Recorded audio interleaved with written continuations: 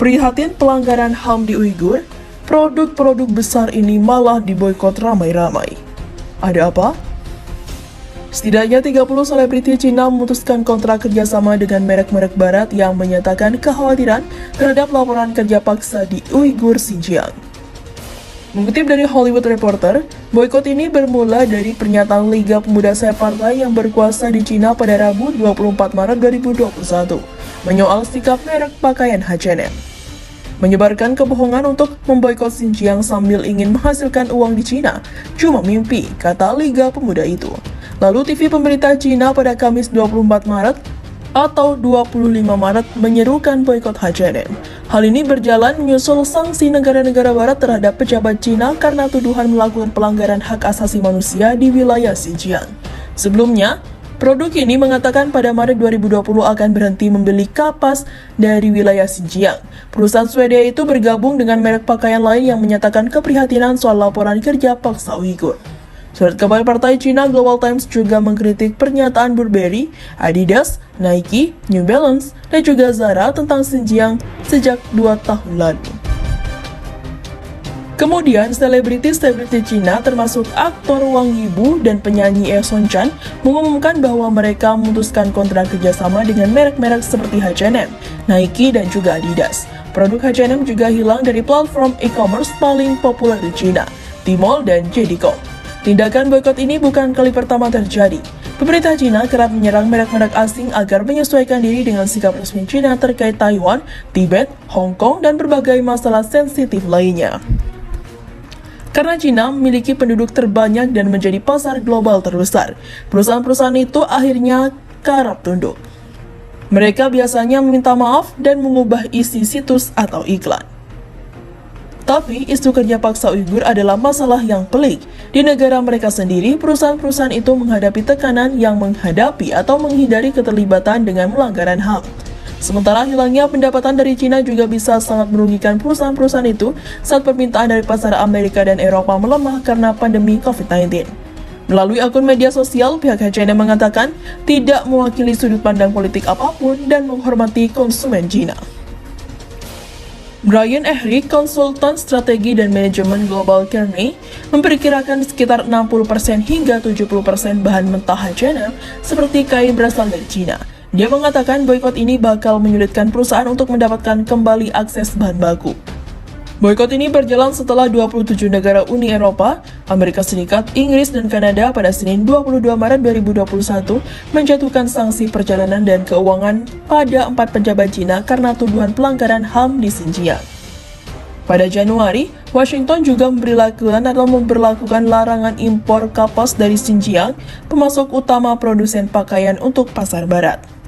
Menurut peneliti, lebih dari 1 juta orang etnis Uighur dan mayoritas beragama Islam di Xinjiang mesti hidup di kamp kerja paksa. Pemerintah Cina membantah perlakuan buruk pada etnis Uighur dan mengatakan pihaknya mencoba untuk mempromosikan pembangunan ekonomi dan membasmi radikalisme. Apa yang disebut keberadaan kerja paksa di wilayah Xinjiang benar-benar fiktif, kata juru bicara Kementerian Perdagangan Guo Feng. Guo Feng juga meminta perusahaan-perusahaan barat tersebut memperbaiki kesalahan mereka, tetapi tidak merinci apa yang mesti mereka lakukan. Sementara itu,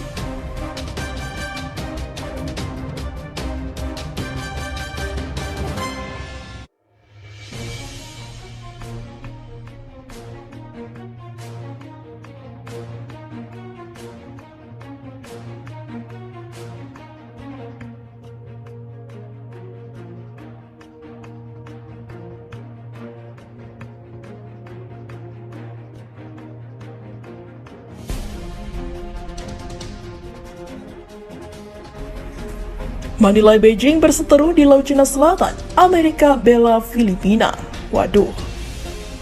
Amerika Serikat mengatakan pada hari Selasa bahwa mereka mendukung Filipina dalam perselisihan dengan Beijing di Laut Cina Selatan. Manila telah meminta armada penangkap ikan Cina untuk meninggalkan terumbu karang di wilayah perairan yang disengketakan. Namun, Cina mengabaikan seruan tersebut dan bersikeras bahwa mereka yang memiliki wilayah lepas pantai tersebut.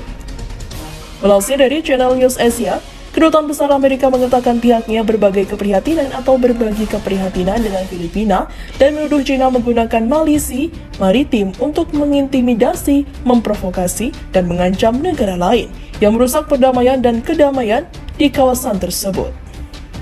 Kami mendukung Filipina dan sekutu perjanjian tertua kami di Asia, kata Kedutaan Besar Amerika di Manila dalam sebuah pernyataan seperti dilansir dari Channel News Asia. Menteri Pertahanan Filipina Delfin Lorenzana pada Minggu menuntut sekitar 200 kapal Cina yang katanya merupakan kapal milisi untuk meninggalkan Western Reef, wilayah karang dangkal sekitar 175 mil laut, sekitar 324 km barat kota Bataraza di Provinsi Palawan, Filipina Barat. Pejabat Filipina mengatakan wilayah terumbu karang yang mereka sebut Julian Valley berada dalam zona ekonomi eksklusif yang diakui secara internasional di negara itu, di mana Filipina menikmati hak eksklusif untuk mengeksploitasi atau melestarikan sumber daya apapun. Penjaga pantai Filipina melihat sekitar 220 kapal Cina berlabuh di terumbu karang yang juga diklaim oleh Beijing dan Vietnam pada 7 Maret. Kapal militer Filipina Letnan Jenderal Kirilito Suberjana mengatakan pada hari Senin sebuah pesawat pengintai melihat 183 kapal Cina masih berada di terumbu karang. Dia kemudian merilis foto udara dari kapal-kapal Cina, salah satu wilayah yang paling diperebutkan di jalur perairan strategis itu. Filipina telah mengajukan protes diplomatik atas kehadiran Cina, kata Menteri Luar Negeri Theodore Locsin. Cina bersikeras memiliki wilayah terumbu karang yang mereka sebut Niu Jiao tersebut, dan mengatakan kapal Cina berkumpul di daerah itu untuk menghadiri air yang deras. Beijing membantah kapal-kapal itu dalam milisi maritim. Setiap spekulasi semacam itu tidak mampu atau tidak membantu apa-apa selain menyebabkan gangguan yang tidak diperlukan, kata Kedutaan Besar Cina dalam sebuah pernyataan. Pada hari Senin, situasi ini diharapkan dapat ditangani secara objektif dan juga rasional.